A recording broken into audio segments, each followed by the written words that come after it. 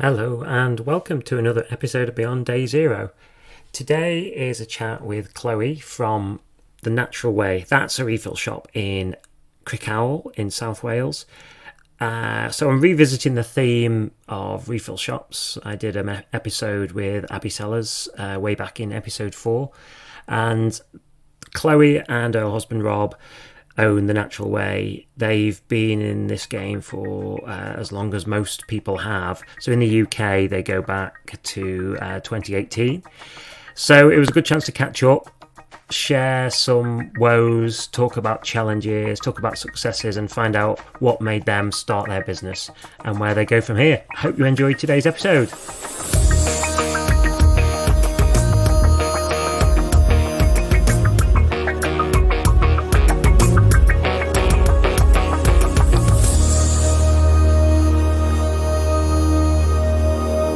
Hi, Chloe. Hello. Thank you for having me. Hey, it's a pleasure. Your shop is one of the ones that I've kind of admired from afar, I think. So Thank you. it's really good to talk to you. Perhaps actually, go on, give us a bit of background. Why did you start your shop, and when was it? And tell us a bit more about it. Sure. So we officially opened our doors on the 3rd of March 2018. So we've now over 3 years, which is exciting. Cool. So you were really early in the whole zero waste movement, if you want to call it that. Yeah, I think it was there was about five or six maybe when we opened, of the ones that would say, they call themselves zero waste shops. So I think we're pretty early on anyway compared to now, where I think there's hundreds of zero waste shops. And we, up to that point, my husband had been working for the government fisheries laboratory, doing sort of marine stock assessments for shellfish and that sort of thing. And I was doing work for Wildlife Trust Wales, doing environmental policy with Welsh Government, looking at sort of very high level, how do we protect our natural environment sort of thing. So we were kind of working in more sciencey roles, I suppose you'd say. I guess mine's more policy, really. And we saw Earth Food Love, which is the zero waste shop down in Totnes, and they were sort of the first one really that became recognized, first one that we had heard of, certainly. And I think we both felt like this is something there's really a need for. We saw how it worked, and we felt like all shops should be like this. It seems so sensible. Why were we not just reusing containers instead of having them continuously replaced with new packaging? We found that the problem of plastic is just everywhere. We're quite outdoorsy, like spending time outside. I mean, Rob that's my husband, Rob. He works, when he was doing his marine biology work, he would, there were members of CFAS who were doing water sampling, and they'd see microplastics in every single water sample, and you think, this is a really pervasive and really unrecognized problem at the time. It was much less in the public eye. We started our planning sort of probably October 2017 time. And then David Attenborough came out with his Blue Planet that winter, that Christmas time. And that, I think, really helped with boost public awareness and recognize the need for it. So it helped. And then we opened over 3 years ago, 3.5 years ago. And it's kind of, just running a new business since then, really. It's completely new stuff for us, but always learning, always changing. Very exciting. Yeah. It's interesting, your background. I think whilst everyone's got a different story, I think most people that do this kind of have this kind of shop have been affected by something that they connect with really deeply, and that you can't just dismiss it and bury it at the back of your mind. It somehow spurs you on to want to do something about it, doesn't it? So is that pretty much what you guys found? Yeah, pretty much. And that's one of the things we really love about zero waste shops and the community that's kind of grown up around those sort of shops, because there's not really any sort of chain shops, any sort of big it's all independent people doing their own thing, who would really care about it. I mean, you don't go into it to make millions. You go into it because it's something you care about. So each shop has its own unique feel, and they're kind of like a bit of the person. When you go and visit them, you can kind of get a feel for the sort of area that it is, the sort of people that it's serving, and the sort of people that have set it up as well. And they're really interesting places to go to. I think it would be, if we ever had time, a lovely thing to do a tour of the zero waste shops. Definitely. Yeah. So what do people see of you when they come into your shop then? Do you know? Well, so you probably can't see it yourself, actually. So No. hard to say. Because we set ours up quite early on, there wasn't a lot of choice in a lot of different things. So we were quite limited in well, there probably was the stuff out there, but it was very hard to find. So things like suppliers of dispensers, suppliers of bulk foods, suppliers of the scales equipment, and like till system where it would weigh empty containers and then weigh full containers, so that you get that that ability for people to bring in their own different types of containers for things.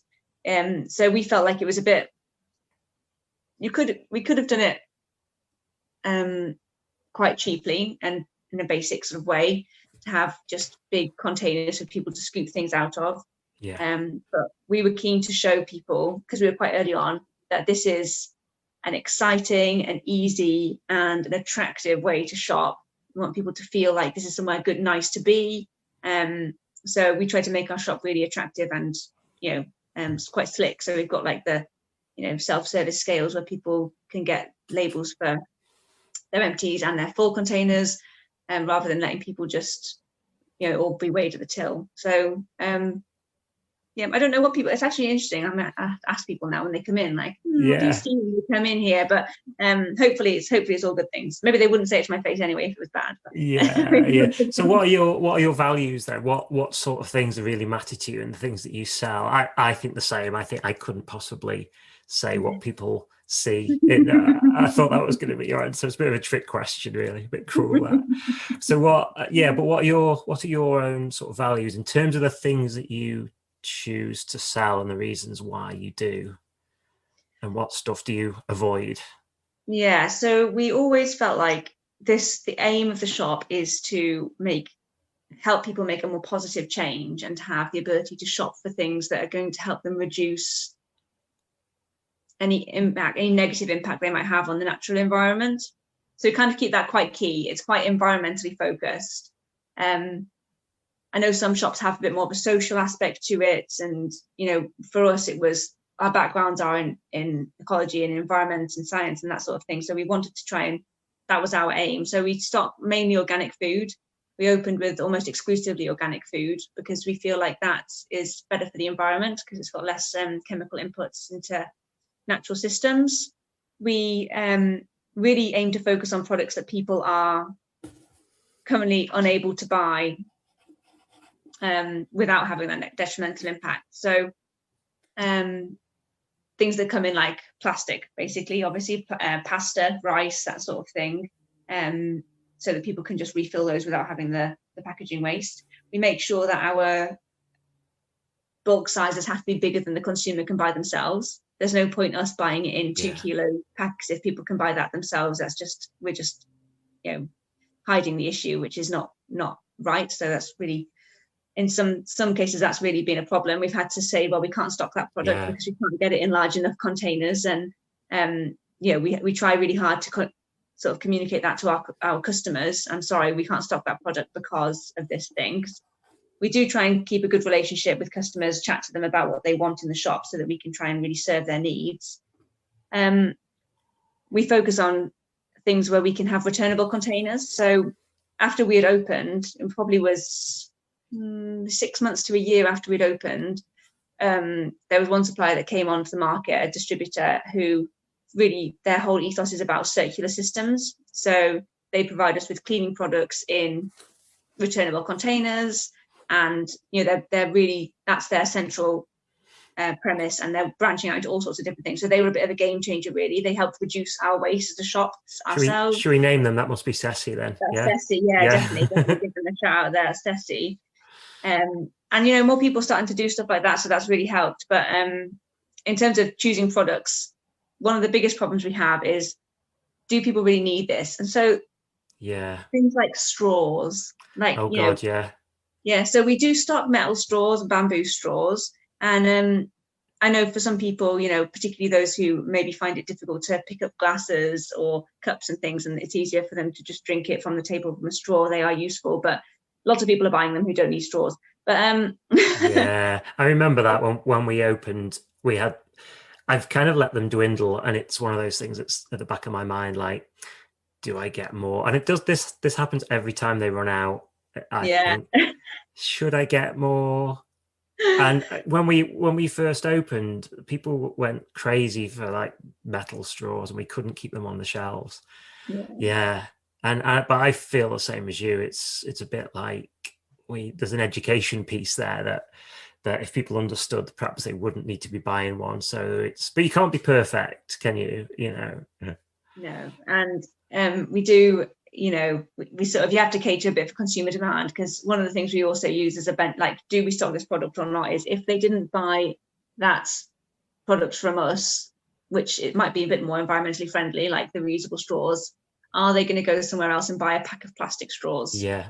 So that was kind of, a consideration we have when we're so it's kind of a net gain, really, or putting yourself creating a better position than it would be that the alternative choice would lead to. I mean, I don't know if you might have this as well. We have like a real range of customers. We have some customers who are they maybe only just heard about the idea of reducing plastic waste, didn't really realize it was a problem, kind of not really on board with getting rid of all waste, but can do the easy things.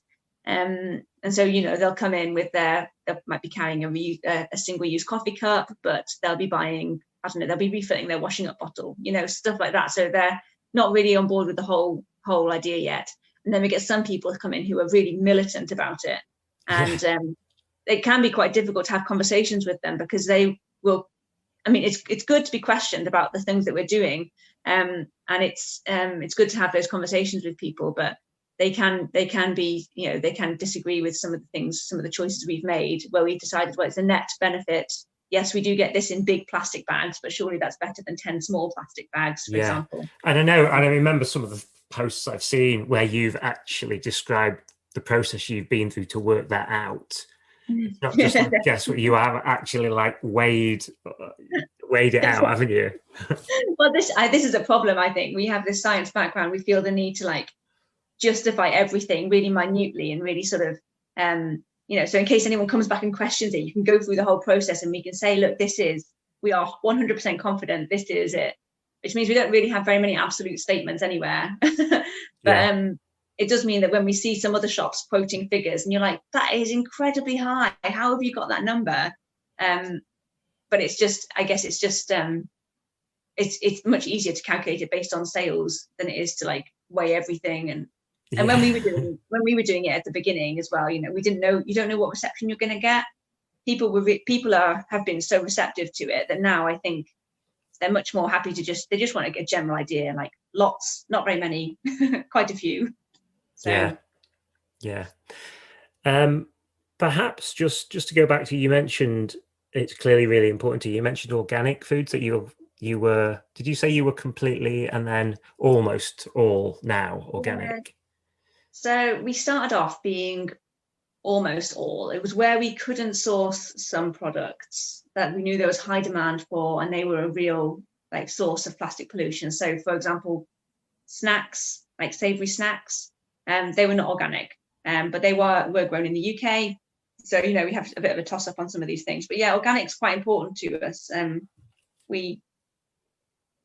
Farming practices can vary wildly as well, but some of them, if they're not certified or regulated, can be quite damaging to the natural environment. And when you've got, when you're looking at problems that our environment faces, plastic is one of them, but pollution is another one as well. So we feel like it makes sense to sort of combine all of these things, and the people who shop with us, we feel, will be interested in the whole picture of, let's do stuff that's good for the environment. I mean, also there's a sort of healthy eating angle to that, really. I mean, that's not really our background, although we've come more into it because we sell whole foods.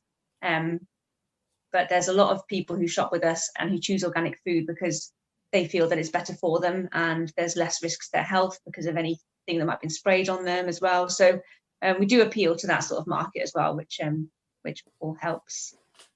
Yeah, it's something that I can't necessarily put a figure on it, but say it was 50-50 when we first opened, but it's something that I now strongly believe in, that organic food. Okay, we at home, pretty much everything that we eat is organic, and I know a bit more about it. It seems like that's one of the values that I want to get across, and the stuff we sell in the shop has shifted more, so it's mostly organic. And yeah, and I think, I don't know how you feel, but I guess you had strong opinions about that anyway, and in the favor of organic foods. But since we've had our children, I think was what finally made me think about it in more detail, because your life is completely different, and you think, if I've got a choice about what food I'm giving them, then I'm going to try to give them the stuff that I know is healthiest. Okay, and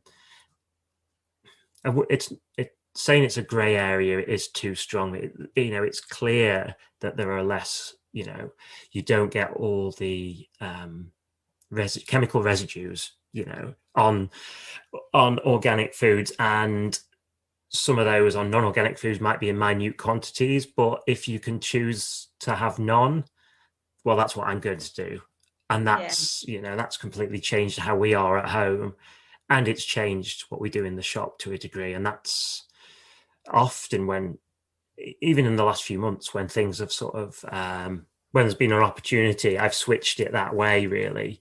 And the percentage has changed, and I think is continuing to do so. There's always that reluctance, and it's a difficult one, because that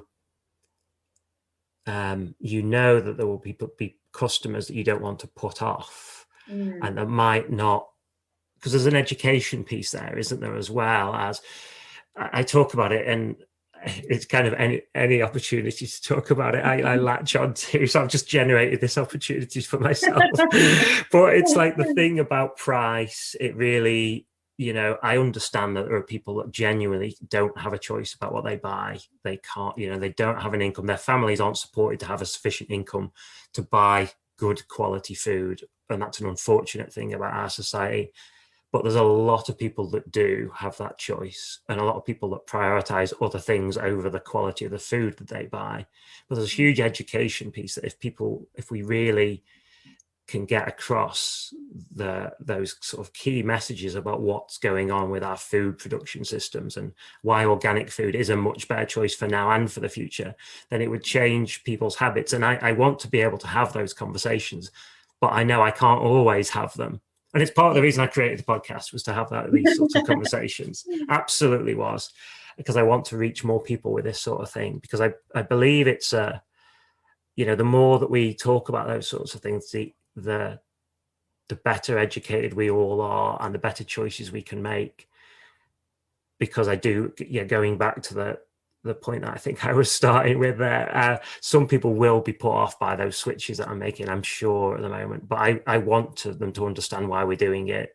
Yeah, it's a really challenging one. I mean, we moved to a larger shop last July, and we asked, we put out a survey to all our customers, and we said, we've got space for more products. Which of these things would you prioritize seeing?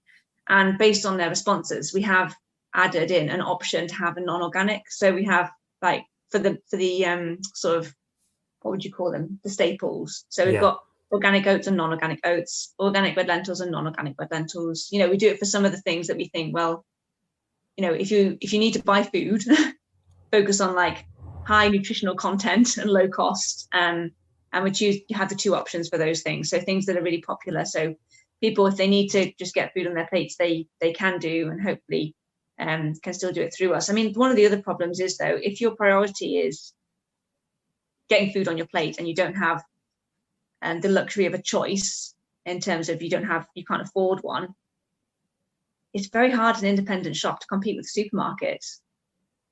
So So really, you've really got an uphill battle to convince people to come to us anyway.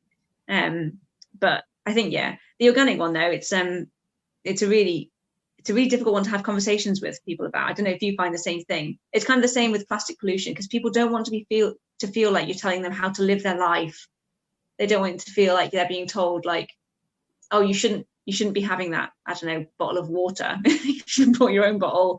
And you shouldn't be buying that, that non-organic, whatever it is. You should be buying this other thing. But we always try and focus in the shop on having like positive conversations with people, because people hate to be told what not to do, but if you can show them an option of what they can do, it always goes down a bit better. So yeah, I don't know, how do you find the conversations go? Do you manage to start up that sort of thing with people, or is it?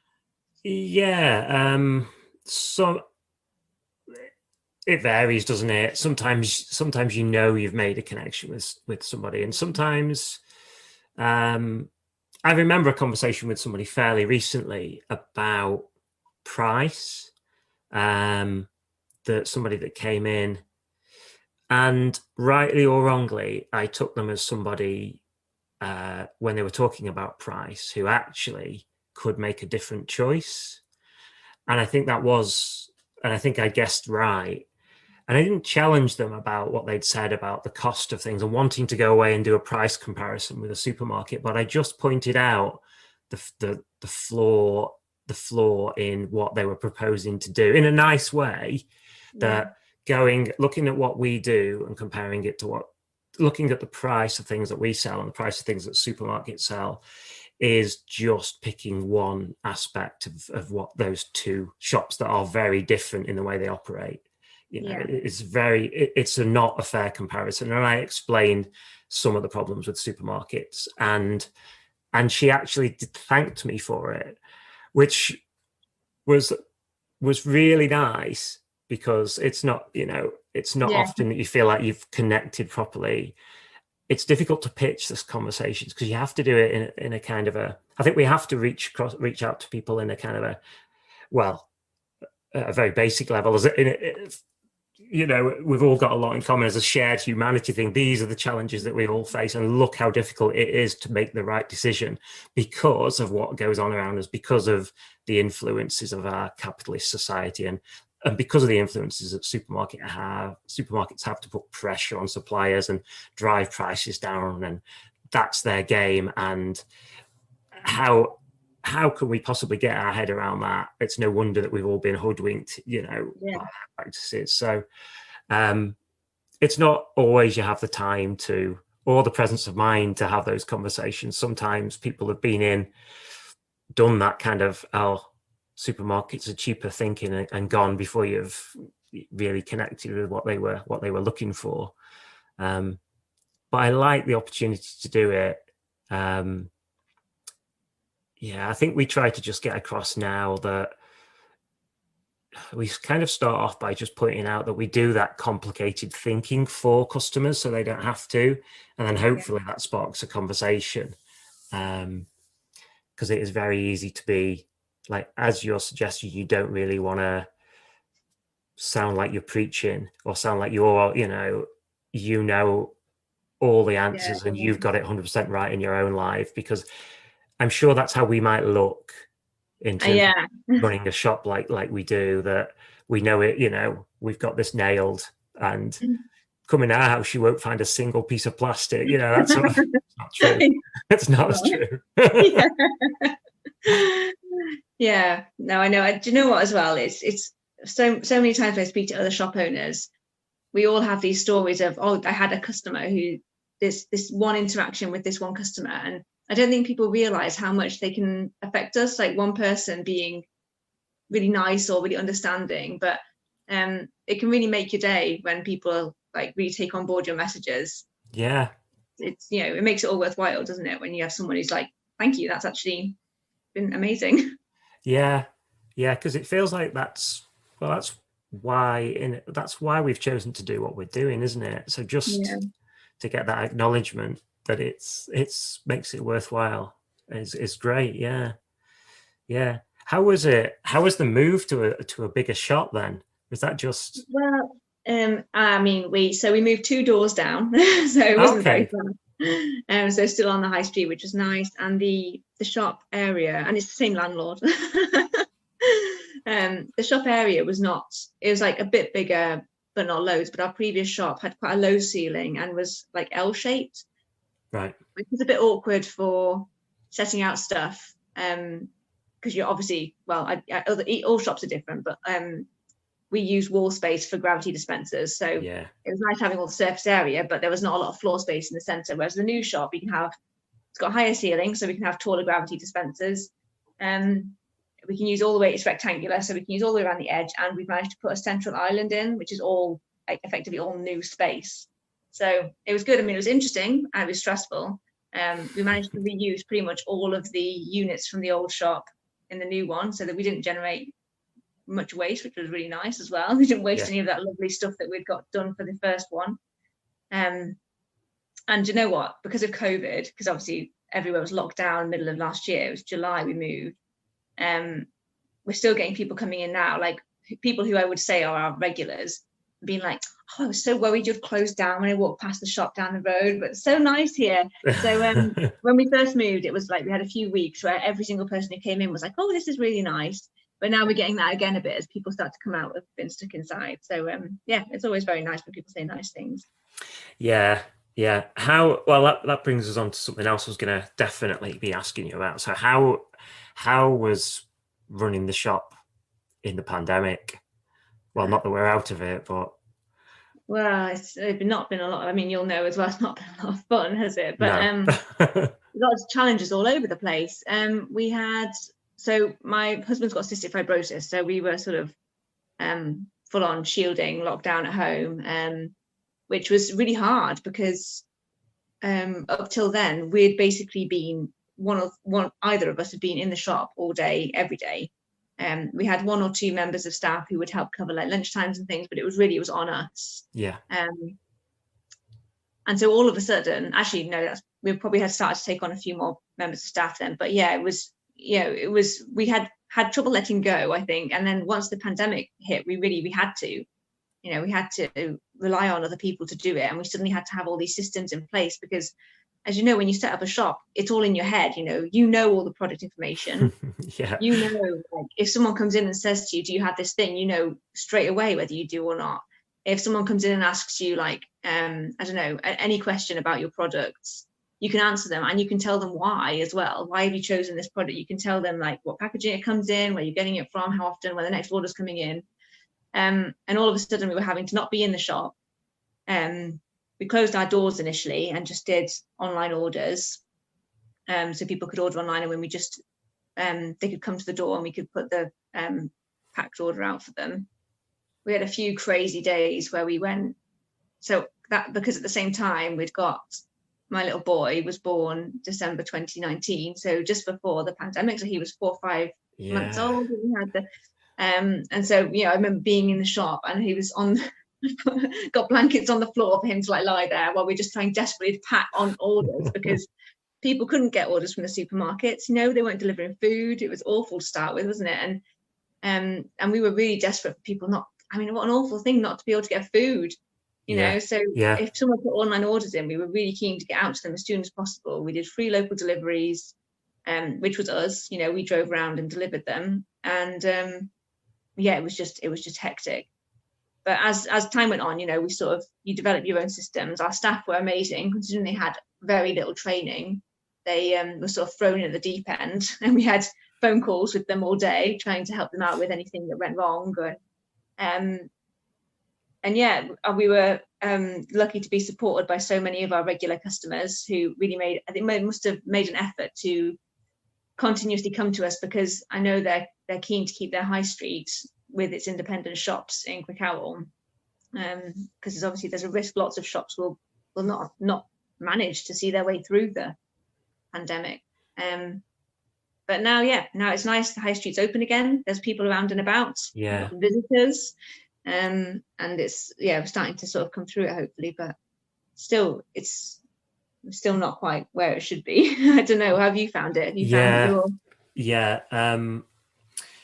I guess everyone has their own. It's interesting, isn't it? It's just interesting hearing other people's stories. I mean, yeah, I from having I can imagine how difficult it was. It wasn't because having a young child at that time is a challenge, Yeah. in its own right. Never mind all the other stuff that goes with that went with that. So yeah, we had that initial busy spell. Like I think everybody did, when people were after certain things that were starting to run out. And um, Did you sell out of toilet roll, Mark? This is the important question. there was a while where I had to ration it. I saw it come in. I Well saw, done. I know, I saw it coming because I'd seen that. I think it was in Australia, wasn't it, at first? I remember news headlines about Australia starting to run out.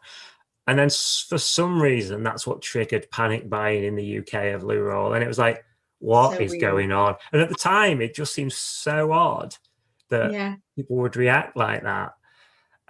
So we got some, but I started. It was ridiculous that I was only allowing people to buy 4 toilet rolls at a time. And then gradually, as I got my next delivery of them, I let people have 8 toilet rolls. It was Market in toilet rolls. I think 10 years time, people will look back and they'll be like, "You've got to be joking. No one did that, really." And we're like, "Yeah, we did, really." and won't there probably be someone in 10 years' time that'll open their cupboard and find a box of toilet roll that he's forgotten about? Just Emergency, yeah. yeah. Yeah, so toilet rolls, that was fun. So yeah, it was. I had kind of almost the opposite way around, really, because I had a couple of members of staff.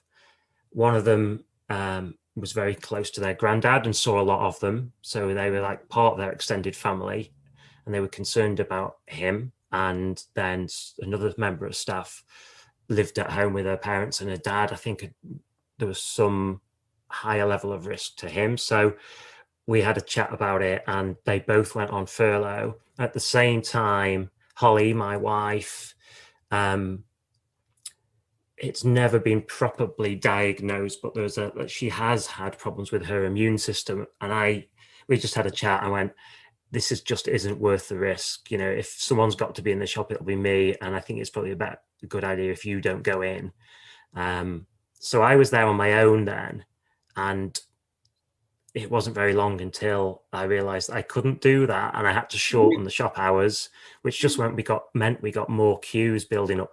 And I felt awful about it because there were times where, like, I was getting more and more stressed by the situation because it wasn't just normal shop running. No. We'd had to figure out limiting numbers in the shop, whole routines. Instead of having scoops attached to scoop bins, we had scoops separately that were used once and then put somewhere else for washing. There was all those things that you've got to tell every customer that came in that things had changed, and I felt like I was having to police entry into the shop. Oh. I didn't enjoy it at all. And as I say, queues then started to build up when I shortened the hours, and there were a couple of days. I remembered this story the other day and told it to a customer at the weekend. Actually, it was asking about it, where I remember on 2 days, probably about less than a week apart, it came towards the end of the day, and there was a queue, and I'd started to figure out, right, if there's 3/4 of an hour or half an hour left of trading to go, I'm only going to be able to serve so many people. And I'd look outside and there'd be a queue longer than I knew I could serve. And I had my own needs. I had reasons that I needed to get away at a certain time. And I had to go out and say to people, look, I'm really sorry, I'm not going to be able to serve you today. And I remember there being a lady past the cut-off point in the queue on both of those occasions, the same lady. And I felt awful about it. It was just a horrible time, really, because you couldn't be whilst we were doing all we could, and like we were taking orders out to people, you couldn't be everything that people really wanted you to be then. No. And at the end of May, which is a little while later, I'd still been in that situation, and I shut the shop for a week because I just needed to be at home for a while without all that hassle, and it was such a good idea. Yeah. God, I can imagine. I mean, how did you find customers reacted to it? Did you find they were quite understanding, or did you? Yeah. Even the lady that got turned away twice came back at the next opportunity, and I was so pleased to see her. Yeah. I think, one person that objected and sent me an email to say he'd been in the queue for a little while. I'd come out and told the queue I couldn't serve them, and he wouldn't be shopping with us anymore.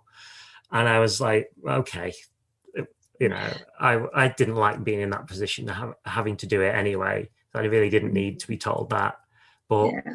you know. I mean, we've been.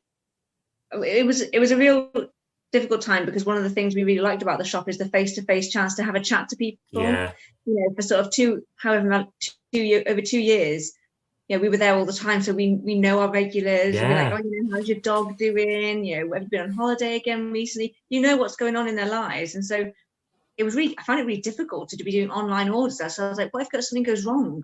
If something goes wrong in the shop, I can be like, oh, I'm so sorry. Let me remedy that straight away. If it goes wrong for an online order, they have to email me. And then you have that awful email of like, oh my gosh, we put the wrong order in. We've got to change that. But everybody was so nice and so understanding. And we've had lots of people come in since who said, thank you so much for everything you did through lockdown, and who've really appreciated and really noticed the effort we put in and that we put ourselves out there. So that kind of makes it worthwhile. Again, like I said before, it's why we do it, so people can sort of feel like we've done something good. It really helps. Yeah. And so our situation, we're not, well, there are signs at the moment we're starting to see more people, some people coming back still, and there are visitors around that have started to, we're quite fortunate in Buxton. Over the summer months we get quite a lot of visitors. We have a couple of festivals on, and that tends to bring people in. We're starting to see people come in now, and I guess as people holiday in the UK, we're probably hopefully going to see more. But generally, fingers crossed it's going to return to what it was pre-pandemic, because it hasn't been like that. Is that the situation with you as well? Are you not back to where you were? Yeah. We're not back to where we were, and so it's a trying time really, with a bigger shop and extra staff, because we gave all these people these hours, employed these people, so we don't feel it's really right to now say, oh well, we don't need you anymore. So we've got these extra overheads, but we've still not got the extra sales to sort of really that we would have expected with the larger shop. So, but that's yet. We're hoping it's continuing to increase. And like you say, Crickhowell is a good tourist. We do well off tourists normally in sort of summer months. So hopefully we'll get more people as summer holidays start. They have Green Man Festival here, but we don't know if that's going on this year. That's usually a really busy 2 weeks. So are the festivals going on near you then, or are they? They are. They've had to figure out exactly how they're doing it, particularly because until the announcement of last week, beginning of last week, was it? They weren't sure whether they were going to have to change. Obviously, there was a chance that the decision was going to be made to open everything up, because there's Buxton Opera House, which obviously an indoor venue, and they've had to do everything in a very controlled way, which is challenging in itself. But they didn't know then whether there was a lady who's involved in one of the festivals was telling me about this at the weekend, how even that seems quite simple, but it's not, because if they just suddenly then gone, okay, there are now no restrictions, she expected and knows that there would have been people that have gone, well, I was only coming because it was a COVID safe thing and there was social distancing, and that's how I felt safe, and that's the reason I booked a ticket. And now I'm not so sure. There were people that were raising those reservations even before the decisions were reviewed, but at least they know what they're dealing with. They haven't had a last minute change again, and they are going ahead in with a limited capacity. But there's quite a lot of outdoor stuff, small venue stuff, because there's a Buxton International Festival and there's a Fringe Festival as well, which is really good. Are all sort of happening in the summer months, so they are going ahead, which is nice because it will bring people in. Yeah. Well, Yeah, fingers crossed for the rest of the year then for all of us, I think. yeah, absolutely. It does feel like it's a year of conversations to remind people why we're there, why we do what we do, and hopefully reconnecting with the community that we've got around us, and hopefully those people feel more secure, and things will be a bit better for them, and they'll feel more comfortable with being out and mixing. Although it's still a very difficult thing for some people. Is it a really strong community where you are? It's such a lovely community in Crickhowell, actually. I mean, all communities have good and bad aspects, but I think we've experienced such positivity. I mean, we're not from Crickhowell originally, so we had that concern of, oh gosh, what is everyone going to think when just these newcomers open a shop in our town? But everyone's so welcoming and really got on board with the idea of this kind of unusual way of shopping. Came and gave it a go, and kept coming back, which is even more important. And we do try our best to sort of get involved in community things and donate to community causes and go to local community meetings and things like that. So it's a sort of place that we want to be part of that community as well. So it's it's nice. It's a nice feel there, actually. Yeah. So if there are people, well, I guess people may not have heard of Crickhowell, so perhaps tell everybody whereabouts you are in the world, because if it may be that there are people holidaying nearby that will come and seek you out if they hear this. Yeah, well, do people come seek us out? We're in Wales, sort of not far over the border, not far from Abergavenny in South Powys. So it's a lovely rural town. We got best British high street a couple of years ago, which is very exciting. And there's lots of nice little interesting shops and walks to do in the area, and definitely worth a visit if you're around. Yeah. Cool. Is there anything else that was important to you that you wanted to get across? Have you got anything, other plans lined up, or? I think we're all just going to see how it goes. We're there's all, as you're probably the same, really. Although we've had a bit more time on our hands with all this staff in the shop, we had to find other things to do. So there's always new stuff happening, always searching out new products and things, and always new products coming online, that are available in bulk.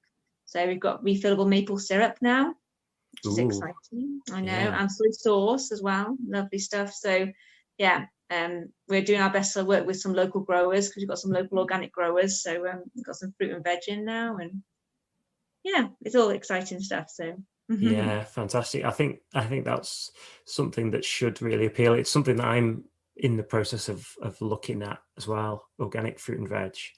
Something that I thought, it's a difficult one, isn't it? Because you don't want to have waste. Yeah. Gotta get the supply right. Yeah, it's something that I know that there's a market for, because I've had conversations with people about it. So, yeah, it's a little bit of a leap of faith, isn't it? Like when you're starting out a venture like you have, you feel like it's a really good idea. You kind of know it's going to work, but there's still something that sometimes creeps up on you and goes, oh my God, what are you doing? Yeah. No. Yeah. So I should mention, actually, Mark, Rob's just reminded me. So the big thing we're doing at the moment is we're setting up an oat milk production business as well. So we've got some local farmers on board, and we've been working with a local foods technologist in Wales to get a really tasty recipe. It'll all be returnable bottles, and it'll be a concentrate, so people can dilute it up at home. So that's probably amazing. Yeah. Do send me some details if there are details about where people can have a look at what you're doing about that. If there's a separate, if you've got some separate sort of publicity or information about it, then we can publicize that for you. I've just recorded an episode. It's the next one that goes out, actually. I've just recorded an episode with, I don't know whether you'll have come across them, a company called Refarmed. Refarmed. Yeah, about their aims to transition dairy farmers towards sustainable alternatives, including the pilot scheme was all about oat milk production. Nice. So they piloted it. So that was quite an interesting chat as well. But that sounds so you're going with that's a good idea. Concentrate. Yeah. I've tried to make oat milk at home, and my recipes are really poor. It took us a while. That's one of the weird things, isn't it? Like people say, oh, when we got in contact with the food technologists, they said, oh, well, this guy used to work in dairy. He can work with you on this. And we're like, but the thing is with dairy milk, you don't need a recipe. Yeah. Yeah. So, but no, we're really pleased with what we've got. So yeah, I'll send you something over. Look out for Dragon Oats.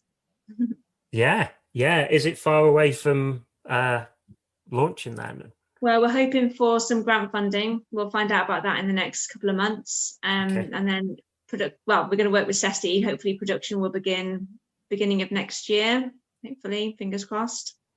Yeah, that would be amazing. That'd be amazing to tie into their they just seem to have like so much capacity to do new stuff. I know that's not the case, but they appear to just have a grip on everything, don't they? And just be able to do it. And they're amazing. Yeah, no, that's really interesting. I'll look out for that. There'll be some of that coming our way, I think. Well, thank you very much for your time. Thank you for having us, Mark. It's been really fun. Yeah, it's been a pleasure. Yeah. Great stuff. Keep in touch. Yeah, I'll look out for your podcasts. Hope you enjoyed today's episode. Drop us an email and let us know what you thought of it. You can email at beyonddayzero.podcast@gmail.com or follow us on Instagram at beyonddayzero.podcast. Let me know if there is somebody that you think would be great to talk to in a future episode. I've got some others lined up, some other great guests in the next few weeks, but always willing to hear some suggestions of who else might make a good guest. So the other thing, let me just check how we're getting on Apple for ratings, because you know that if you're listening on Apple, as most of you are, you can rate the show. So you click on Beyond Day Zero, once you found the show, as you already have, of course, and then go down ratings and reviews, and you can give us a 5-star rating just there, and you can write a little review too. I mean, if you're not going to give us a 5-star rating, frankly, just skip this bit, but 14 ratings on there, 5 stars. I think it's probably worth doubling that in the next couple of episodes, don't you? So scroll down there, give us a 5-star rating, and give us a little review as well. And it'll help more people find the podcast. All right. Thank you very much. See you next time.